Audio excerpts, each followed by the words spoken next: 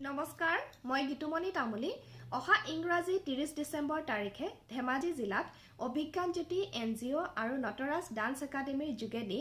এখনি mega fashion contest miss and mister pearl of Assam including kids and Mrs আৰু লগতে এখনি ডান্স কম্পিটিশ্যন আয়োজন কৰি অসমৰ প্ৰত্যেকগৰাকী